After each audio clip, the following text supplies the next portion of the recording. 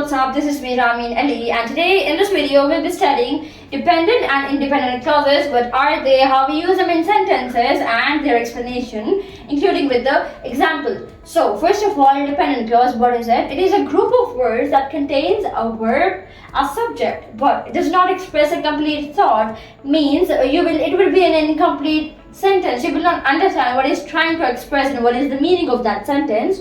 For example, in this sentence, because she loves to travel. Now you feels like it is an incomplete sentence and you do not understand the meaning. So this sentence relies on an independent clause to complete its meaning. Because. Now here the word because introduces the dependent clause. She is the subject and travel is the verb. However, the clause is incomplete on its own and it depends on an independent clause to provide context or complete meaning. Means कि इस sentence को एक independent clause की जरूरत है जिसकी वजह से इसका मीनिंग कंप्लीट हो जाएगा. Independent clause. What is an independent clause? It is a group of words that contains a subject, a verb, but it expresses a complete thought. Subject and verb is present over here as well as an independent clause and dependent clause, but the difference is that independent clause it expresses a complete thought, but in dependent clause the thought is not complete, it is an incomplete thought, right? So in this example, let's study she loves to travel. Now here in this sentence, she is subject, travel is verb. However, it completes the thought. Since this clause expresses a complete idea, it can function as stand-alone sentence. Now let's do a comparison between clauses of independent clause and dependent clause.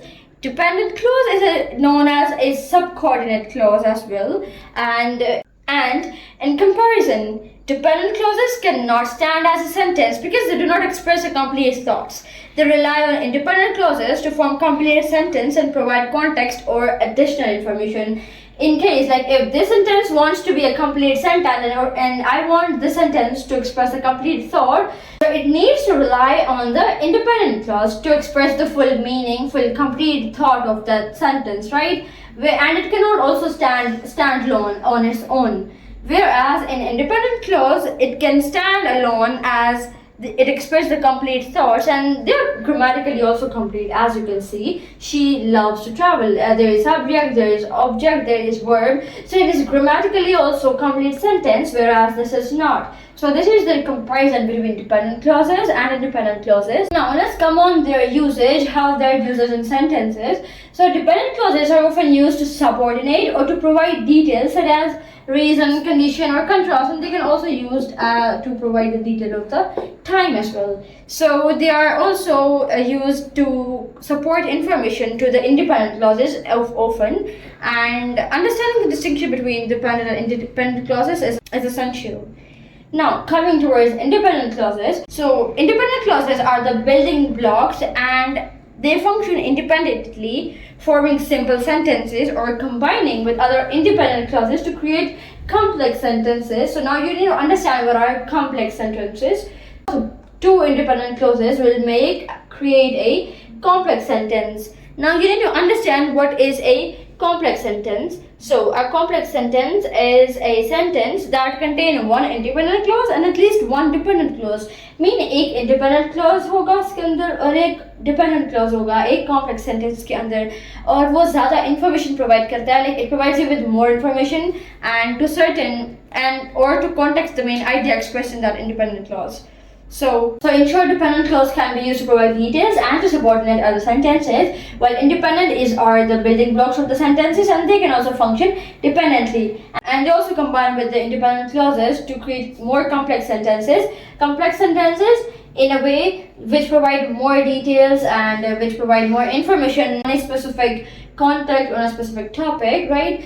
So a complex sentence contains one independent clause and one dependent clause, at least one, and it can contain more than one as well. Now, dependent clause and independent clause, it cannot stand on its own. Why it cannot stand on its own? Because they do not express complete thoughts, right? So they need to rely on independent clauses to form complete sentences and to provide context or additional information.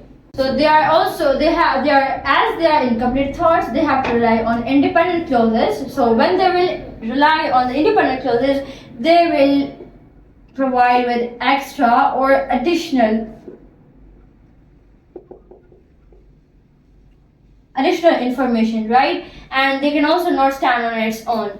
This expresses that it is a dependent clause. Also, it does not express the complete meaning. They are grammatically incorrect. They need to rely on independent sentences, independent clauses. So then they would be considered correct. Otherwise, they are not. Independent clauses are grammatically complete, they can stand on their own alone, and they are complete thoughts, mean they express the complete meaning. You understand what they are trying to convey to you, and they are also grammatically correct and they also do not need to rely on any other clause, for example, dependent clause, to complete their message. For example, as you can see, she is a subject, loves is a verb, and to travel it is the clause. To travel, it expresses that it is a complete thought, like he loves to travel. You understand that what they are trying to convey in that sentence, that there is a girl and she loves traveling, right?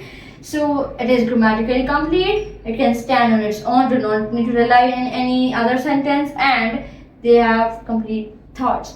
This is the comparison between the dependent clause and the independent clause. Now let's see their usage. They are the building blocks.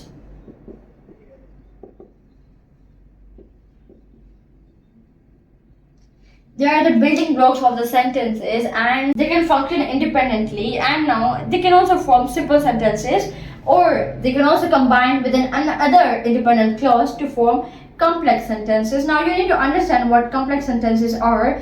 It is like one independent clause and at least one dependent clause, और वो एक से ज़्यादा भी हो सकता है. Complex sentences में क्या है? Independent clause होगा एक dependent clause होगा. They will both join together. और उसमें complex sentences क्या होता है? वो ज़्यादा information provide करता है. They provide with the nuanced meaning, and they also provide you with some extra and additional information about the sentence, about the meaning of that word, and stuff like that. Now, dependent clause, they are often used to add subcoordinate or to support information, right? So if you want to support some kind of information, you can use the dependent clause to support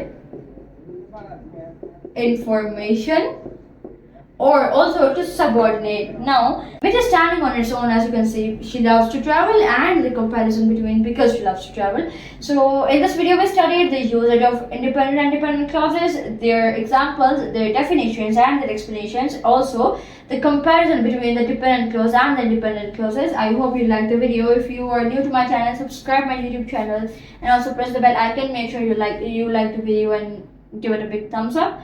I'll see you in the next video with a new topic. Till then, take care. Bye bye.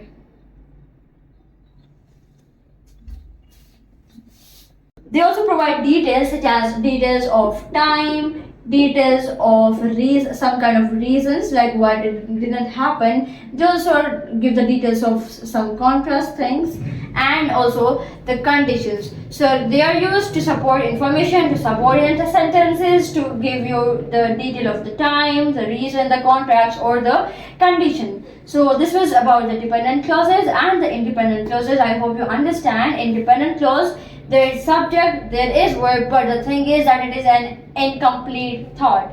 And the independent clause, there is subject, there is verb, but it is a complete thought. It is grammatically complete, and it can stand on its own. They are the building blocks of the sentences, and they often create complex sentences by joining with the independent clauses. Dependent clauses, they have to rely on independent clauses to complete their thoughts, to express their meaning, to convey what they are trying to say, and they cannot stand on its own because they do not have the complete meaning. Also, if they are not correct, they are not considered correct. Actually, they have to rely on independent clause. So then they would be considered as correct. Otherwise, they are not. They also provide you extra or additional information as well. They also support the information or to subordinate.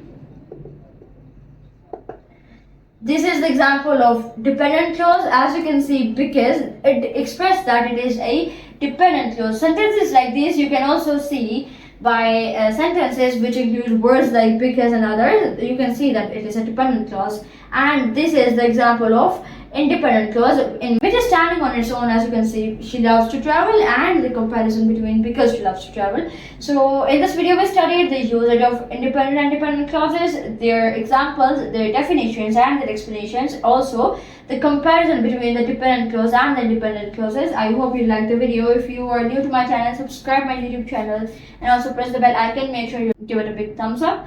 I'll see you in the next video with a new topic. Till then, take care. Bye bye.